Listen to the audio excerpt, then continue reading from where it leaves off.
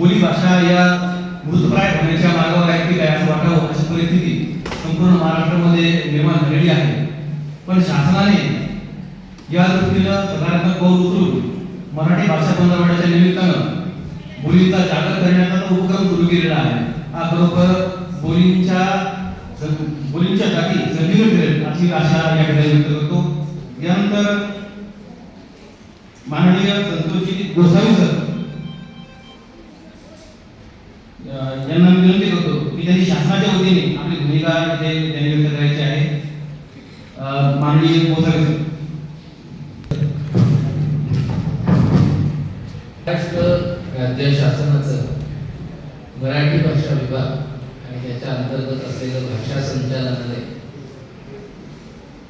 गाडगे महाराज विद्यापीठ अमरावती आणि शिवाजी शिक्षण संस्था संचालित शिवाजी विज्ञान कला महाविद्यालय या संयुक्त विद्यमाने बोलींचा जागर नावाच्या या कार्यक्रमात इथं उपस्थित असलेल्या सर्वांचे व्यासपीठावरील विचारमंचावरील आपले प्रमुख वक्ते, गायकी सर, प्राचार्य, अध्यक्ष, संस्थेच्या वतीने आलेले सदस्य या सर्वांचं मी शासनाच्या वतीने मनापासून स्वागत करतो. मराठी भाषा विभाग हा 2010 साली महाराष्ट्र राज्य शासनामध्ये स्थापन झाला. परंतु भाषा संचालनालय हे 1960 साली म्हणजे महाराष्ट्र राज्याची निर्मिती ज्या वेळी झाली त्याच वेळी स्थापन झालेलं हा शासनाचा महत्त्वाचा विभाग आहे. हा विभाग निर्माण करण्याची गरज का भासली असावी?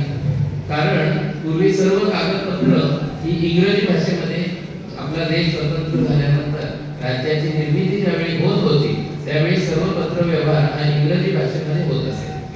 परंतु फाजल अली कमिशननुसार आपण भाषावर प्रांतरचना केली आणि राज्याची आपल्या महाराष्ट्र राज्याची मराठी भाषिकांसाठी निर्मिती झाली आणि मग ह्या मराठी भाषिकांचा राज्य व्यवहार हा मराठी भाषेमध्येच असावा म्हणून शासनाने तेव्हा मराठी भाषा विभागाचं प्रतिनिधित्व करणारं भाषा संचालनालय निर्माण केलं. हे भाषा संचालनालय काय करतं तर मराठी परिभाषेची निर्मिती करतं. मराठी बोललं पाहिजे लोकांनी, मराठी जगवली पाहिजे, मराठी टिकवली पाहिजे, असा सगळा हा कारभार 1960 साली सुरू झाला आणि त्यानंतर आता 2010 पासून आपण मराठी भाषा संवर्धन पंधरवडा साजरा करायला लागलो.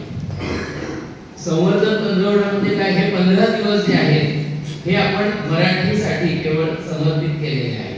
दरवर्षी 14 ते 28 जानेवारी हा कालावधी आपण मराठी भाषा पंधरवडा साजरा करण्यासाठी आपण त्या कालावधीमध्ये तो साजरा करत असतो. वास्तविक एखाद्या भाषेचा पंधरवडा साजरा करण्याची वेळ आपल्यावरती येणं ही बाब तशी चांगली नाही. कारण आपल्याला याचा अर्थ आपण हे कबूल करतोय की आपली भाषा कुठेतरी संपुष्टात येते, कुठेतरी आपल्या भाषेला महत्त्व मिळत नाही, तिचं अस्तित्व धोक्यात आले असं वाटायला लागलं. आणि याच्यामध्ये ही सगळी चिंता विवंचना करत असताना मध्येच आपल्याला अभिजात भाषेचा दर्जा सुद्धा मिळाला. हे हा मोठा आशेचा किरण आपल्याला आपल्या भाषेमध्ये दिसला. तिचं अभिजातत्व सिद्ध केलं आणि हे अभिजात भाषा म्हणून आज सन्मानाने निरोप केला. एखादी मोठी नदी तुमच्या जवळ आसपास गोदावरी नदी समजा तुम्ही पाहिली तर तुम्हाला ते चित्र कसं सुखावं दिसतं. ही नदी मोठी आहे, काय मोठं पात्र आहे तिचं.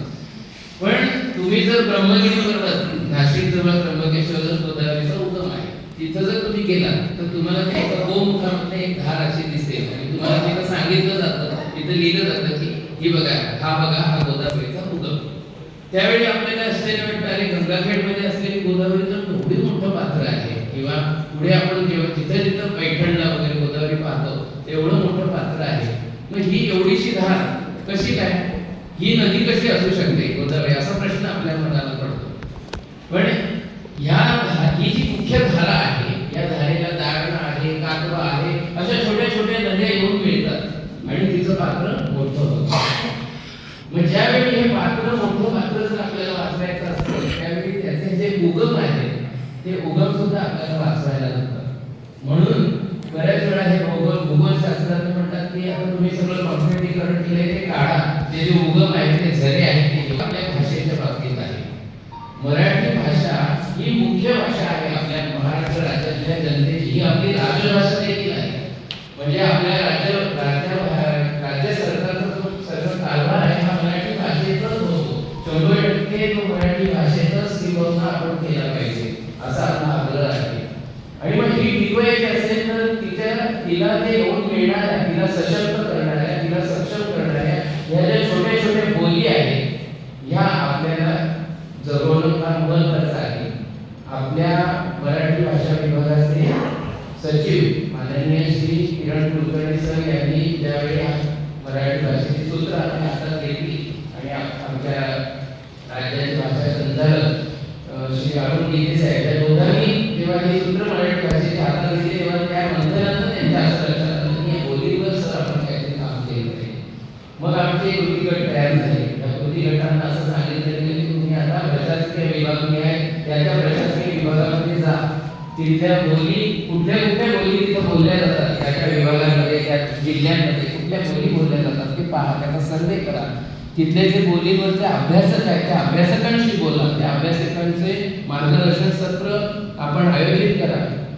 असा एक मोठा कार्यक्रम आपण यावर्षी भाषा संवर्धन, मराठी भाषा संवर्धन पंधरवड्यानिमित्त एक मंथनातून हा कार्यक्रम पुढे आला आणि त्यानंतर ह्या कार्यक्रमाचं आयोजन झालं आणि अमरावती प्रशासकीय विभागासाठी आमचा कृती गट आम्हाला नेमण्यात आला. त्यानंतर आम्ही या सगळ्या मंडळींना संपर्क केला, अमरावती विद्यापीठाला संपर्क केला, बारभाती सरांना, चिमोटे मॅडमना सरांना संपर्क केला, बराटे सरांना. आणि ही मंडळी आम्हाला लक्षात आलं की अरे ही खूप उत्साही आणि कळकळीने काम करणारी मंडळी आहे असं आम्हाला जाणवलं की ह्या लोकांकडे तो पोटेन्शियल आहे, या लोकांकडे ते कंटेंट आहे जे राज्याला अपेक्षित आहे. आज आपल्यासमोर गायकी सर बोलणार आहेत. मुळात भाषा हा विषय इतका कंटाळवाणा असतो की मला चिंता आहे की ही मागची जी मंडळी आहेत ही ऐकणार आहेत की भाषेविषयी ऐकणार आहेत की नाही. पण महत्त्वाचं आहे मित्रांनो, मी माझा स्वतःचा अनुभव सांगतो तुम्हाला. मी नाशिक जवळचं एक खेडं आहे, त्या खेड्यामध्ये त्या खेडं आमचं गाव आहे मूळ प्रॉपर आणि आमची नाशिकची भाषा थोडी वेगळी आहे. मी आता तुमच्यासमोर बोलतोय ही मराठीतली जी मुंबई पुण्यात चालणारी जी मराठी प्रमाण भाषा आहे त्या भाषेमध्ये बोलतोय. पण हा संस्कार आहे, हा अतिशय घाणेरडा संस्कार माझ्यावर झालेला आहे लहानपणापासून की ज्यावेळी मी घराच्या बाहेर उंबरठा ओलांडून जेव्हा घराच्या बाहेर आम्ही महानगरामध्ये जेव्हा राहायला गेलो त्यावेळी आमच्यावरती असा संस्कार झाला की अरे इथे आपण आपल्या नाशिकच्या भाषेत जर बोललो तर आपल्याला लोक हसतील किंबहुना लोक हसायचे. बाकीची जी मुलं होती आजूबाजूची ती हसायची आणि ते म्हणायचे अरे हा कसा गावंढळ बोलतोय, कसं यांची भाषा कशी बघा लई बोलतात, आपण खूप असं लई बोलतो आपल्या घरातल्या भाषेमध्ये. आजही आम्ही आमच्या घरामध्ये जेव्हा जातो ते आमच्या नाशिकच्या भाषेत बोलतो. परंतु हा मनावर कुठेतरी असा संस्कार झाला जो किती घातक आहे बघा. माझी भाषा मी तिथे संपवून टाकली आणि मी जेव्हा आपसूक म्हणजे अगदी दरवाजा उघडल्यावरती माझ्या मनात तो प्रोग्रॅमिंग माझं फिक्स झालं की आता मला शुद्ध बोलायचं आहे, प्रमाण भाषेत बोलायचं आहे. असं काहीतरी तो संस्कार आमच्यावरती झाला आणि त्यावेळी मग शाळेमध्ये जाऊन प्रमाण भाषेत सुद्धा आपण नेतृत्व करू शकलो, आपण त्याच्यामध्ये आपलं यश मिळवू शकलो. पण आपली भाषेचं काय, जी माझी भाषा, मी माझ्या आईशी ज्या भाषेत बोलतो ती भाषा हा माझा अधिकार, हा तत्कालीन ज्या माझ्या सवंगडी होते त्यांनी तो माझा अधिकार माझ्याकडनं हिसकावून घेतला माझ्या भाषेत बोलण्याचा. आणि राष्ट्रीय शिक्षा धोरण शैक्षणिक धोरण पाहिलं असेल तर यावर खूप विचारमंथन होऊन आता असं लक्षात आलं की नाही आपली भाषा जी आहे ती फार महत्त्वाची आहे. हा मधल्या पिढीवरती मोठा घात झाला, यांना प्रमाण भाषेतच आपण बोलायला हेच चांगलं वाटतंय की हा छान बोलतोय वा वा, असं नाही. पण आपली जी मातृभाषा आहे ती जगवणं आता काळाची गरज आहे. कारण ती जर जगली नाही, या बोली जर जगल्या नाही तर आपली मराठी ही धोक्याच्या इशाऱ्यावर आहे. आज आपण सगळे मराठीत बोलतो आहोत पण कालांतराने परिस्थिती खूप बिकट होत चाललेली आहे. महानगरांमध्ये जर तुम्ही पाहिलं तर मराठी माणसांचा टक्का देखील आता घसरत चालला आहे आणि जे काही मराठी माणसं उरलेली आहेत तर ती सुद्धा मराठीमध्ये बोलत नाही आहे. आणि हे खूप महत्त्वाचं निरीक्षण आता सगळेजण आपण करू शकतो की तुम्ही जर मुंबईच्या लोकलमध्ये जाऊन बसला तर मुंबईच्या लोकलमध्ये जवळजवळ 70 ते 80% लोक हे आपसात हिंदीमध्ये बोलत असतात. आपली भाषा मराठी असून, आपली मातृभाषा वऱ्हाडी, खानदेशी अशी असून सुद्धा लोक तिथे हिंदीत बोलत आहेत, मराठी सुद्धा बोलत नाही, आपली भाषा तर दूरच नाही. म्हणून मी ह्या सगळ्या शास्त्रज्ञांची, ही भाषा शास्त्रज्ञ आहेत, ही सगळी विद्वान मंडळी आहेत, यांना आम्ही एक प्रारूप लिहून दिलं की सर तुम्ही असं असं तुम्ही सुचवा आम्हाला काय करता येईल. त्यातल्या काही तज्ज्ञांनी पुढाकार घेतला, त्यांनी सांगितलं की सर असं असं आपण एक पेपर तयार करू, तुम्ही सर्व 36 जिल्ह्यांमध्ये पोहोचा, 36 जिल्ह्यांमध्ये तुम्ही ह्याचा सगळा सर्वे करा की ज्या काही भाषा 36 जिल्ह्यामध्ये फार फार तर एका जिल्ह्यात 1-2 अशा भाषा सापडतील, त्या काही 36, 72 ज्या काही बोली आहेत यांचं एक संकलन करा. ते आपण डेक्कन एज्युकेशन सोसायटी आहे पुण्याची, ती भाषा वैज्ञानिक दृष्टिकोनातून या बोलींचं संकलन करते. त्यांच्याबरोबर किंवा महाराष्ट्र शासन स्वतः ही सर्व भाषा शास्त्रज्ञ ह्या सगळ्यांना घेऊन असा एक आपल्याला मोठा कार्यक्रम आपल्याला या बोलींवर करायचा आहे. कारण बोली आपल्या जगल्या तरच आपली मराठी जगेल. आणि हा निरोप घेऊन मी काय दूध आहे, आम्ही आहोत जागते, बोलीचं जागर असं नाव आहे आणि आम्हाला जागत्याची भूमिका दिली आहे की जागं करायचं. मित्रांना आज कंटाळा आहे, विद्यार्थ्यांना आज भाषेविषयी कंटाळा येतो ऐकायला. आमचा कालचाच अनुभव होता की जेव्हा भाषा या विषयावरती तिथे तज्ञ बोलायला लागले त्यावेळी मुलांना कंटाळा आला ऐकायला. त्यांना आता त्यांचं इहवादाकडे आता सगळं जास्त आपलं झुकतं येत चाललंय. पण आपण हे वेळीच आपण याविषयी गंभीर झालं पाहिजे असं शासनाला वाटतं की आपण आपल्या भाषा जगवल्या पाहिजे. आणि असा जागत्याची भूमिका घेऊन आज आम्ही इथं पोहोचलो आहोत. मी मांडे सर तुमचे विशेष करून आभार माने, कारण सगळ्यात जास्त त्रास आम्ही मांडे सरांना दिलाय आणि प्राचार्यांना त्यांनी त्रास होऊ दिला नाही, नाहीतर आम्ही त्यांना फोन करत राहिलो असतो. मी प्राचार्यांचे संस्थेचे जे अध्यक्ष आहेत त्या अध्यक्षांचे, कारण हे सोपं नसतं एवढं इनिशिएटिव्ह घेऊन एवढा किचकट विषय, त्या लोकांना बोर वाटणारा विषय तो घेऊन आपण एक कार्यक्रम करायचा. आमची ग्रंथदेवी इतकी सुंदर ग्रंथदेवी जे बरेच मंडळी दिल्लीमध्ये होते, त्या छोट्या मुलांचंही खरं कौतुक आहे की इथं ते खरे जागते आहे. त्यांनी ज्ञानेश्वरांनी आपली बोली टिकवलेली आहे. ज्ञानेश्वरांनी ही धाडसी भूमिका त्यावेळी घेतलेली आहे की संस्कृत येत नाही, हरकत नाही लोकांना, माझ्या बोलीमध्ये तुम्ही आजही प्राकृत भाषेमध्ये जी ज्ञानेश्वरी आणि सगळ्यात छान जर आम्हाला वाटतं ते ग्रंथदेवीमध्ये आता सप्तशती हा ग्रंथ आवर्जून ठेवला होता. ज्याने कोणी ही कल्पना आणली असेल की ग्रंथ सप्तशती ठेवायचा, त्याचं खरोखर मी मनापासून आभार मानतो आणि त्यांचं विशेष कौतुक करतो की मला वाटतं प्राचार्यांनी किंवा माझे सगळ्या डोक्यात आलाच आहे.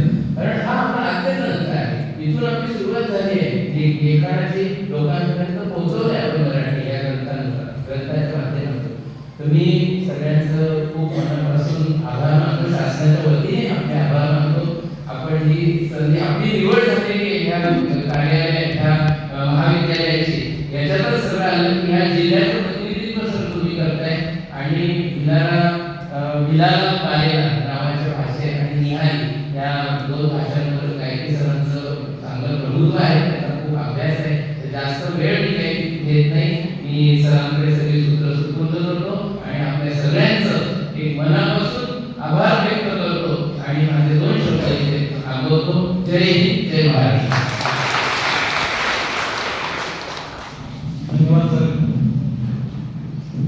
गोसावी सर ते भाषा मंत्रालयामध्ये सामाजिक भाषा संचालकीय पदावर आहे आणि त्यांच्या ही बरोबर त्यामधून त्यांचा जो भाषेचा अभिमान आपल्याला प्रतिष्ठानातून जाणवत होता, त्याला मी माझ्या कवितेमध्ये बोलताना असं म्हणेल की परचक्रांच्या घोरसंकटी जी शिवाच्या फुलली होती, परचक्रांच्या घोरसंकटी जी शिवाच्या फुलली होती, धुंद धुंदली सत्यासाठी माझी होईल असे म्हणाले. ज्ञानेशाला त्या हृदयाला नाचविले नित्य भक्तीसाठी संतांच्या वाणीतनातली अमृतावधी गोड मराठी. अन्यायाची फोडून छाती जिने सोसले प्रहार पाठी, अन्यायाची फोडून छाती जिने सोसले प्रहार पाठी, जिने शिजविला स्वाभिमानही तीच आसे मम माय मराठी, तीच आसे मम माय मराठी. यानंतर मी